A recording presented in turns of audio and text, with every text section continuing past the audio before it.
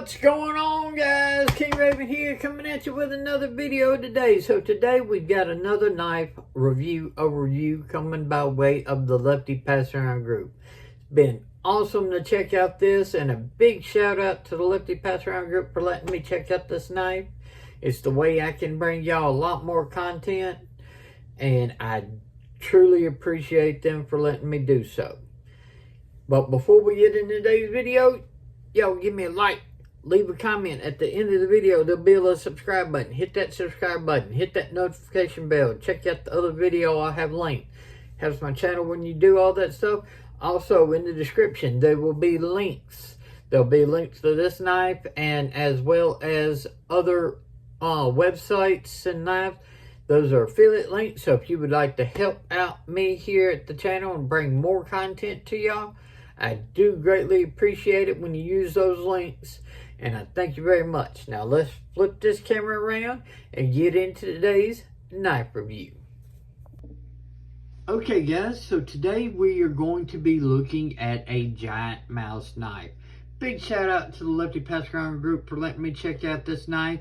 Otherwise, it would be stuff like GiantMouse that I don't get as many chances to check out if it wasn't for them, so I really do appreciate it.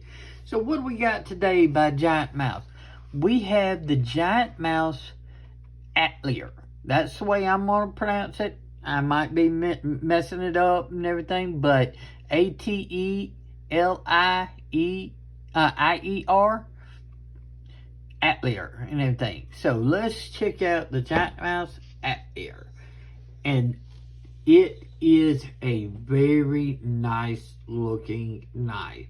So what do we got here? We've got some textured titanium.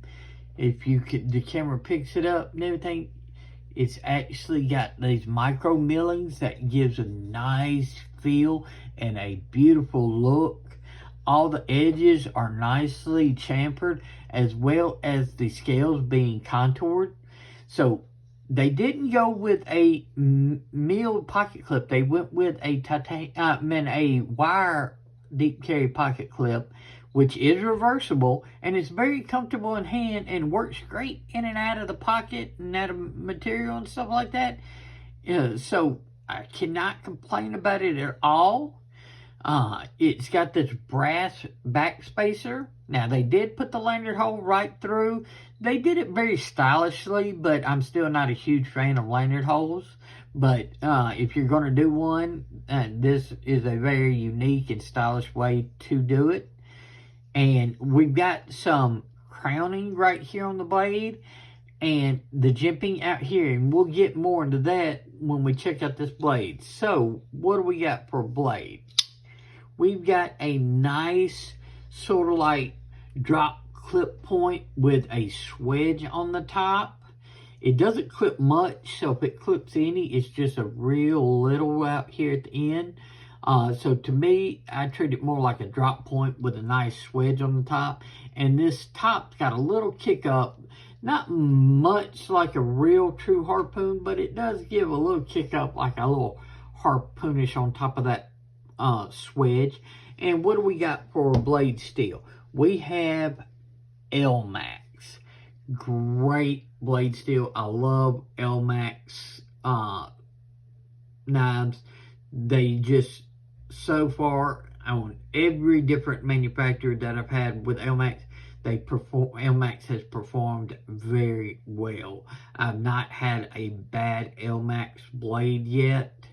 Now, I haven't, this is a pass around, so I haven't gotten to spend a ton of time with this, so I don't know long-term GiantMouse Elmax heat treat or anything like that. But so far, it's performed very well, and I know it's been to a lot of other users before me, and it is still very sticky sharp. So, really good. Now, the size, this is one of those sweet sizes. Y'all know I'm a double amputee, so carrying, and I've done videos about this, carrying these medium to medium small knives, that medium, it's what I really like. I do carry full-size knives still, but this size just really, it fits my medium-sized hand, and it carries so well, and they are super versatile and useful. So whether you're holding it back here, I get 4 full fingers with a little bit left over, so your bigger hands, you won't be too much longer before you're running out of room. There's not really a choke up. You've got a little flat spot, so you can choke up a little bit to get right behind that edge. Just know that there's nothing preventing you from sliding up onto that edge. So you're just, you're choking up just a little bit, but use caution. But it's very well doable. I've done some of the draw cuts like that. And that jimping out here, right behind that little kick up, is perfect. Whether or not you're choked up or back here, using your thumb as those power pushes in either position, or if you're using that tip, you've got your finger out here to control it, you're landing right on that jimping. That's outstanding. And also using that belly, if you're not using the tip, great. Whether you're doing it either way, this knife and this blade shape is just very, very functional. You can use the flat, the belly, and the tip, and it's just really good in hand. Don't feel that pocket clip at all. I know some people say it needs to be a milled titanium clip. This one works great. I don't mind the wire clip at all. It is a liner lock inside that titanium, which I love titanium liner locks. Now, we're getting to the part where it's my only complaint about this knife. I only have one complaint. Love the blade steel, love the titanium, the texturing, love the size, the pass-through. They did not relieve this much at all. They've chamfered it a little. You can see a little bit of it, and if you go high, you can get a little bit better, but you really have to dig the sides of your meat up into the there to get that liner. So the pass-through is the only nitpick. They could have brought this back just a little bit more, gave me a little bit more pass-through, and it would have been a little bit better. That's a nitpick because I can access it. It's just not the best pass-through that you see. You can get it if you learn it a little bit better by going that little bit higher on that liner to let it drop down. But so out of anything I can complain about, that is it. Looks, size, materials, aesthetics, function, I can't complain about this one bit. The only thing I can complain about is the pass-through, just in my opinion, could be a little bit better. Let's do a couple of size comparisons real quick. Let's do something that most people know, like the Demco 80-20.5 or the Vosteed Raccoon. So as you can see, these are a little bit more towards full-size knives. This is that medium-size knife. Let's do a couple a little bit more towards its size. Another titanium liner lock. This is the Monterey Bay Knives Swayback. And let's see, let's do a bolster lock. This is the Tuya Mutt.